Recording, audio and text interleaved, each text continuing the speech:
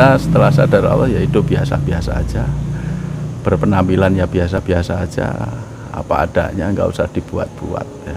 Karena dibuat-buat biar kelihatan ini, biar kelihatan itu. Nah, itu pertama itu ego yang bekerja, kedua jelas belum sadar Allah gitu.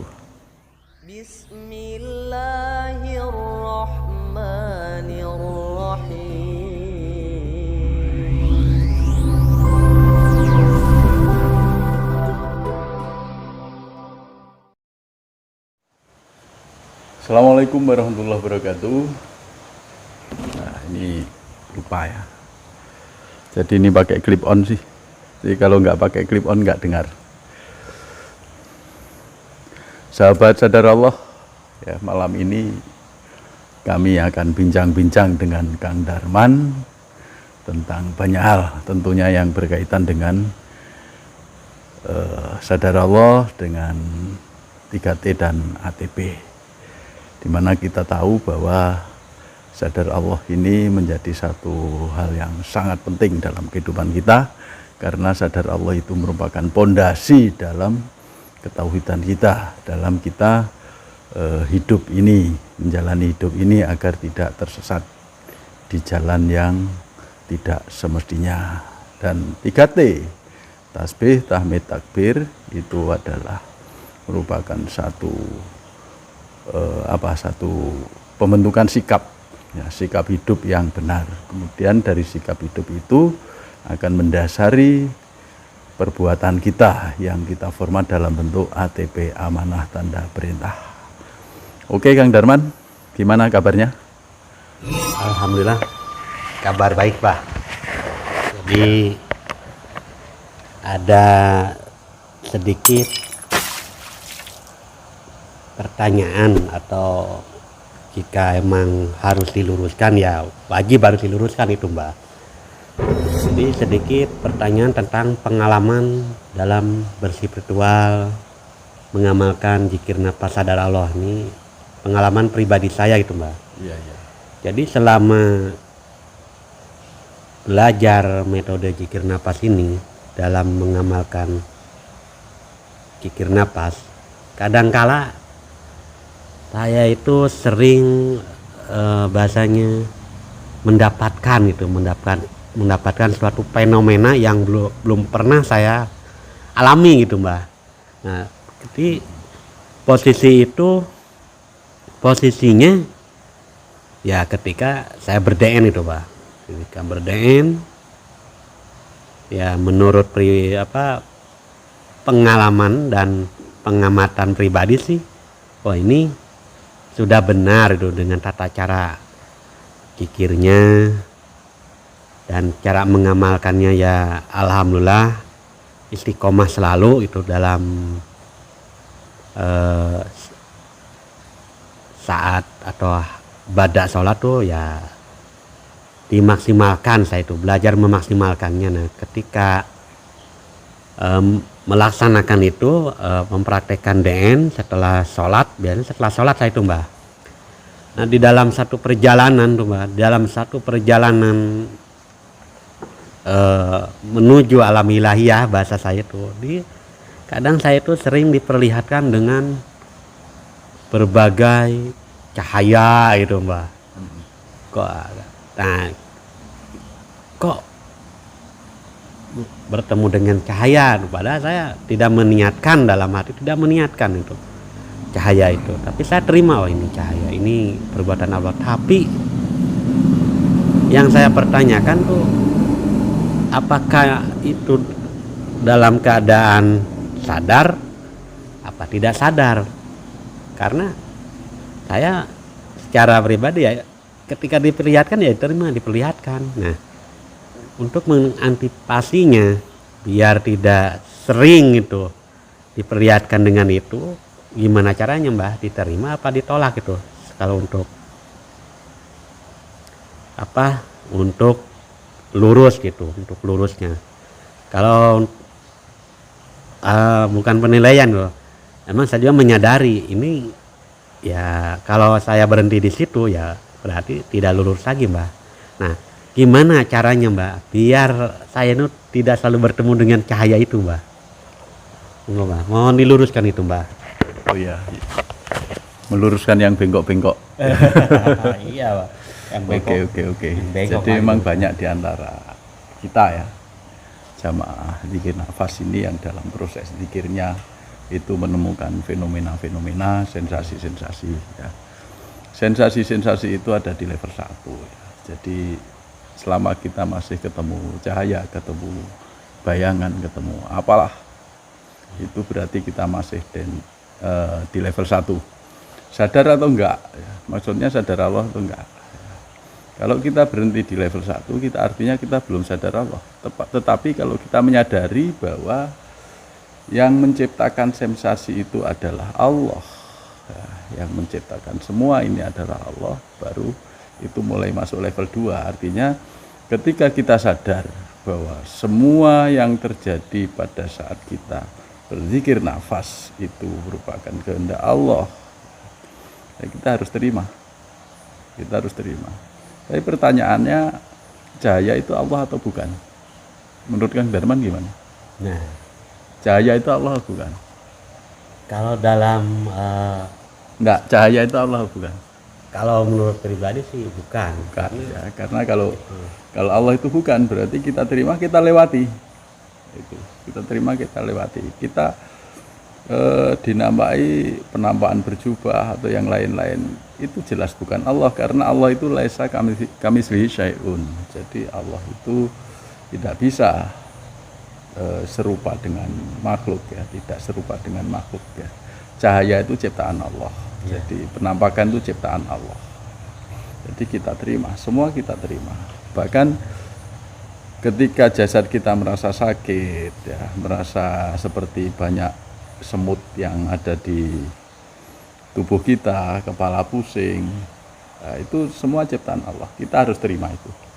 Menerima tanpa menjustifikasi, ya, menerima tanpa menilai, kita terima aja. Karena kita sadar bahwa itu ciptaan Allah, kita tidak menuju pada ciptaan Allah, tapi kita menuju pada Allah. Berarti harus kita lalui. Kita terus, pada saat kita sudah sadar Allah, kita sudah dalam hati kita nafas masuk, nafas keluar Allah terus, itu kan artinya sudah masuk level 2. Ketika itu kita teruskan, cahaya hilang, kemudian penampakan apapun hilang, rasa sakit hilang, dan ini semua, maka baru itu masuk level 3 ya. Level berserah atau level fana, atau bisa kita sebut level takholi. Level takholi ini, jadi banyak sekali pengalaman Kang Darman juga sudah mengalami pengalaman yang luar biasa. Artinya ketika kita menemukan sensasi itu, artinya kita sudah mulai perjalanan menuju Allah atau menuju sadar Allah. Itu Kang Darman ya. Jadi begini, Mbah, ketika saya itu mengalami fenomena atau diperlihatkan dengan cahaya lah, berbagai macam cahaya lah gitu. Ya kadang ya? Kadang seperti lorong tuh, Mbah, seperti lorong tapi masuk. Nah, saya itu kadang bahasanya sudah menjangkar atau mengunci jika saya bertemu dengan cahaya. Nah, karena itu bukan Allah, saya punya patokan sampai kalau bahasanya bukan sesuatu lagi ya itu, tapi saya tidak menyatakan bahwa itu Allah, tidak, tapi terus saya belajar mengikuti seperti apa ya prosesnya itu, seperti ketika berdendu, kalau dengan bahasa mungkin dengan saya mengikuti itu terus, sampai emang bahasa walaupun dulu mungkin itu jiwa, di perjalanan jiwa, sampai bahasanya kadang dibenturkan dengan keindahan alam yang belum pernah ditemuin mas saya, karena kan berjalan di situ. Tapi emang bahasanya di situ emang ya saya terima itu ya, itu ciptaannya itu juga makhluk ya, saya berhenti dulu, kadang berhenti dulu gitu. Nah, inilah yang menjadi pertanyaan, ketika saya berhenti dulu itu dengan bahasa kajian itu batal apa tidak, Mbak saya? ketika kita masih bisa ngatur perjalanan kita ya, kita udah lewati level 2, kita bisa ngatur. Artinya yang ngatur itu siapa? Ya, pikiran kita ngatur, pikiran kita masih ikut campur di situ, berarti kita belum bisa masuk level 3 ya. Jadi udah disadari aja, oh saya kok berjalan di sini, oh saya di perjalanan Allah ke sini, ya udah sadari aja gitu. Kalau wah saya nggak mau, wah itu udah pikiran lagi, artinya kita sudah mau masuk ke level 3 tapi turun lagi. Nah itu, jadi kita harus lepas ya. Kita namanya berserah itu yang ikut Allah. Bahkan kita nggak mengatur nafas, karena kita memang nggak bisa bernafas, dinafaskan. Jadi ketika Allah menetapkan nafas kita panjang, ya udah ikuti aja. Pendek, kita diperjalankan oleh Allah seolah-olah berjalan melalui cahaya, ya udah jalan aja. Itu terus sampai nanti semuanya hilang. Ketika sudah hilang, bleng, kita masuk pada kondisi fana, kondisi berserah, kita masuk pada laisa kamitslihi syai'un. Itu mulai awal perjalanan spiritual itu sebenarnya kalau menurut saya di situ. Level 1, level 2 itu tahap persiapan. Itu Dana.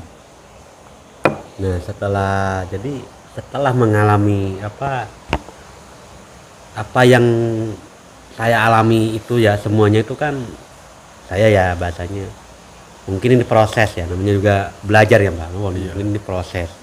Mungkin Allah sedang memproses saya dengan berbagai macam rintangan lah, dengan berbagai macam keindahan. Kadang ya pasti semuanya mengalami terlena, bahasa keterlenaan di situ Mbak.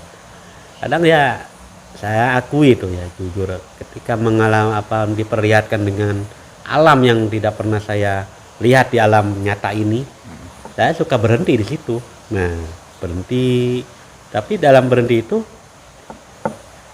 dalam arti sambil jalan melihat gitu, berhenti itu melihat sejenak, tapi jalan lagi itu berarti masih nah ketika jalan nah di situ kadang saya dibenturkan lagi dengan suara. Nah ini yang kadang menjadi suatu fenomena atau bahasanya menjadi dilema bagi saya pribadi. Kadang di situ suara, kadang mendengar suara tapi di luar, yang bukan di luar, di dalam seperti bukan di dalam. Nah kadang itu saya alami Mbah, sampai di situ kadang ya yang menjadi pertanyaan ini kan, kok bisa mendengar padahal dalam proses perjalanan ruhania. Nah ini siapa yang mendengar, ini siapa, kadang itu siapa ini yang mendengarnya, jasad ini kah apa emang si jiwa yang mendengar itu Mbah? Ya, jadi kalau kita dengar suara ya, suara bukan Allah, kita abaikan. Yang mendengar siapa?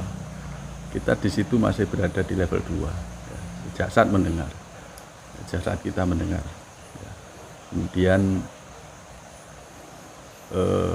ketika suara itu sudah lama-lama hilang, baru perjalanan jiwa. Dalam perjalanan jiwa pun jasad masih bisa mendengar ya. Ketika kita nafi isbat, kita sibgoh, itu jasad bisa mendengar. Walaupun terkadang kita tidak bisa melihat jasad kita, tapi pendengaran itu masih ada. Jadi ketika kita sibgoh pun ya, kita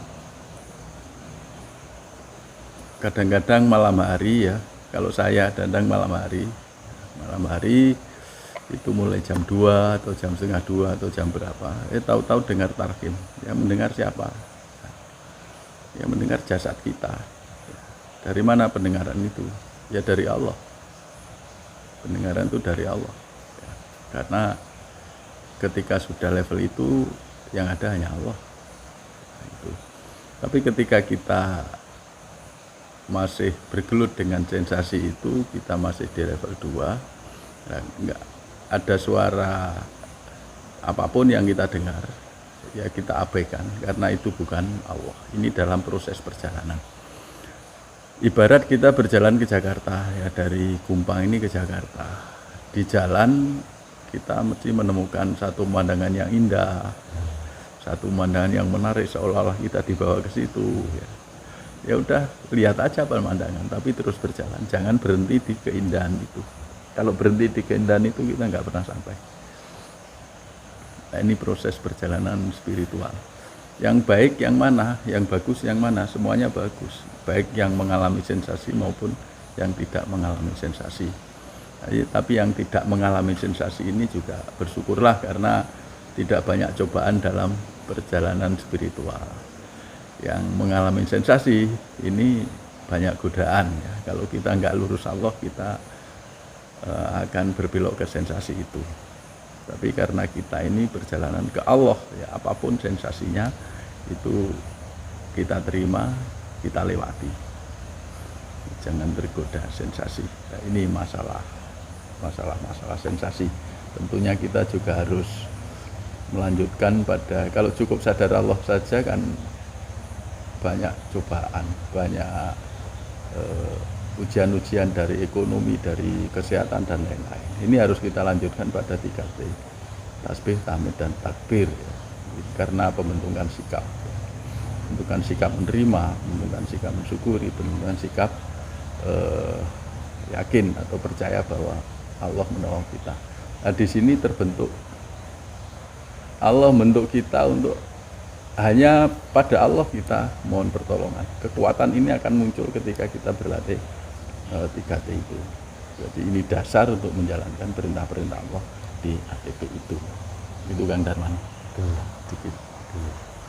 Nah, ini masih dalam proses perjalanan ruhaniah dalam berzikir nafas ya Pak. Ini udah semua itu dilewati Mbah ya. Endingnya lah, bahasa saya ending ya. Ini proses ini dialami, kalau mau hitungan waktu itu kadang saya nggak lama sih Mbak, kadang 1 jam gitu, dan itu kadang 1 jam itu kalau lagi keadaannya santai gitu, 1 jam gitu. Kenapa kok saya bisa tahu 1 jam? Karena ketika saya duduk timpuh jam 9 gitu, pas ketika udah selesai, udah jam 10, jadi begitu, jadi 1 jam itu saya biasanya bisa menentukan ini 1 jam. Nah, dalam 1 jam itu begitu banyak gitu Mbak pengalaman rohaniah itu ya. Tapi di situ bukan merasa bangga gitu ya. Kalau merasa bangga berarti kita masih ada suatu ego, nafsu. Kadang di situ mengalami suatu bahasanya bukan sedih itu, bukan. Jadi merasakan suatu, saya itu merasa diajarkan loh Mbak. Diajarkan atau ya dikasih pelajaran itu sama Allah itu. Itu endingnya kadang di situ secara ketika sudah semuanya dilewati gitu dalam berdoa. Nah, setelah itu kan udah jam banyak dimulaikan. Nah, di situ bahasanya terbawa ke dalam wujud seperti ini tuh Mbak. Jadi ada bukan suatu penilaian, jadi gimana ya, susah ini menyebutnya, terniang lah itu, terniang. Oh berarti ini tadi itu saya tuh lagi belajar, diajarkan sama Allah itu, diperlihatkan dengan ini dengan cahaya-cahaya, diperlihatkan dengan keindahan alam yang belum pernah saya alami, belum saya lihat, tapi terus jalan gitu, maksud jalan terus sampai kadang udah nggak lagi ya, itu nggak lagi. Nah di situ ya blank gitu. Ketika udah blank ya kadang perlahan mata saya tuh melek ya, berarti tanda udah gitu. Pas tandanya udah karena melek, terus saya ngeliat jam, udah jam 10 gitu. Nah di waktu itulah bahwa saya itu merasa tadi itu saya lagi dikasih pelajaran. Nah, sampai seperti itu. itu bukan bahasa, bukan hati yang bicara, tapi gimana, set, oh nah gitu, oh tadi itu adalah pelajaran gitu. Itu maksudnya itu udah masuk dalam kesadaran apa masih tidak tidak ada di wilayah kesadaran begitu, Mbah? Ya, kalau tetap sadar Allah berarti di kesadaran. Karena kadang kita terlena, Allahnya hilang. Jadi kalau Allahnya hilang, walaupun kita mengalami itu ya itu nggak sadar. Yang penting Allahnya hilang. PR kita kan menjaga kesadaran itu. Ketika kita terlena, kadang Allah hilang. Ketika sadar Allahnya hilang, kalau nggak terlena ya kadang kita tertidur. Tapi apapun yang kita alami pada saat berzikir nafas, itu insya Allah pasti ada hikmahnya, pasti ada pelajarannya. Itu yang perlu kita ambil. Dan pelajaran itu bisa kita sadari pada saat kita sudah selesai. Kenapa saya ditunjukkan cahaya? Itu maknanya apa? Ini kenapa saya diputar-putar pada waktu DN? Kenapa kepala saya pening pada saat berzikir nafas? Ini pelajaran-pelajaran ini sesuai dengan diri kita masing-masing, pengalaman spiritual kita yang lalu, ya, perilaku kita sebelumnya. Itu sangat sesuai. Jadi kalau kita ambil hikmah, ambil pelajaran itu, mestinya yang tahu hanya yang mengalami. Itu yang tahu hanya yang mengalami, karena apa yang dilakukan oleh seseorang yang mengalami itu hanya mereka yang mengalami itu. Jadi ketika saya misalnya sebelumnya perilaku saya angkuh, sombong, dan ketika ber-DN saya diputar-putar, oh artinya saya harus menghilangkan keegoan, saya harus ikuti Allah dan lain-lain lah. Banyak ya, maknanya banyak. Ya ini yang harus kita ambil. Tapi yang jelas kita harus istiqomah. Kita harus istiqomah. Kita akan sadar Allah atau enggak, itu nanti akan bisa kita rasakan sendiri dalam kehidupan sehari-hari.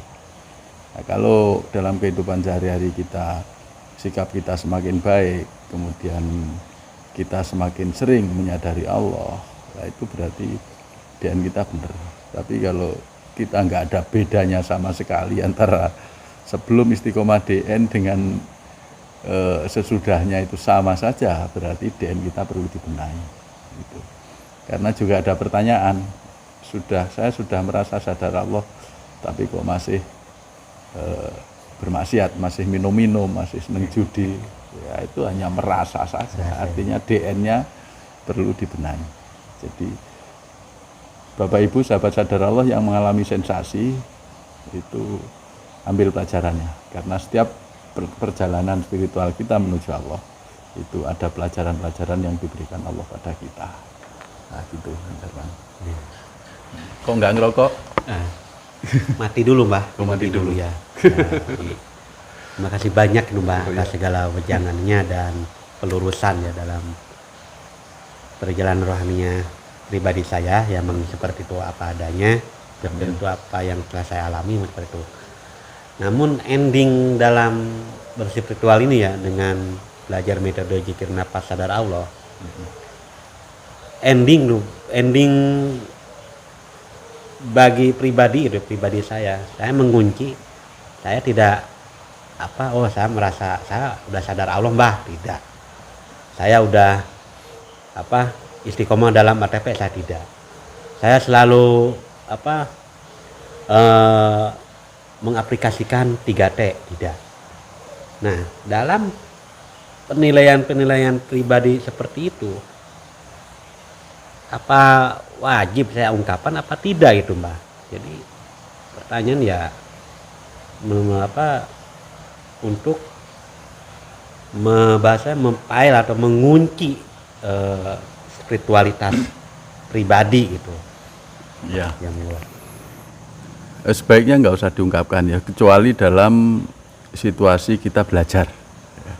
dalam diskusi untuk mempelajari masalah sadar Allah 3T ATP ini kita ungkapkan, tapi di masyarakat umum kita nggak usah katakan ya. Mau sadar Allah atau enggak, diam aja, kita hidup biasa-biasa saja itu. Karena kalau saya sudah sadar Allah, ya berarti belum sadar Allah. Mengapa belum sadar Allah? Yang ngomong ini ego, yang ngomong ego. Saya sudah ma'rifat, ya berarti belum ma'rifat. Karena apa? Yang ngomong ini ego. Kalau dari Allah nggak kayak gitu. Dari Allah itu akan merahasiakan kekasihnya ya. Jadi merahasiakan kekasihnya, nggak dipamer-pamerkan. Makanya ketika Allah memberikan satu maunah, satu karomah atau satu kelebihan, ini nggak bisa dipamerkan.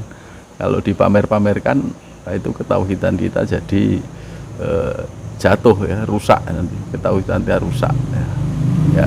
Kita setelah sadar Allah ya hidup biasa-biasa aja, berpenampilan ya biasa-biasa aja, apa adanya, nggak usah dibuat-buat ya.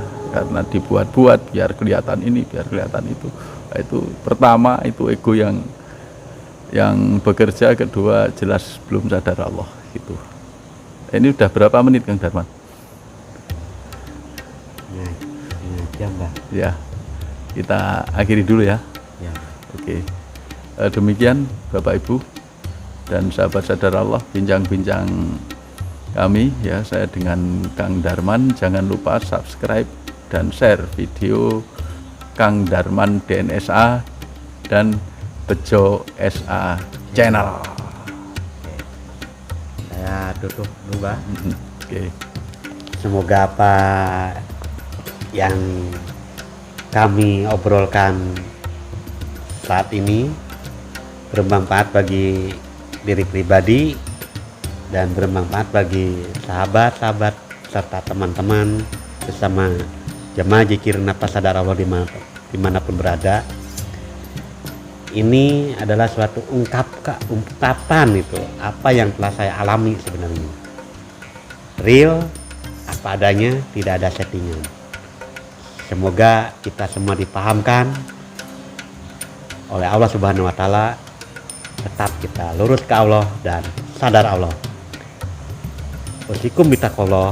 Akhir mukalam. Wassalamualaikum warahmatullahi wabarakatuh.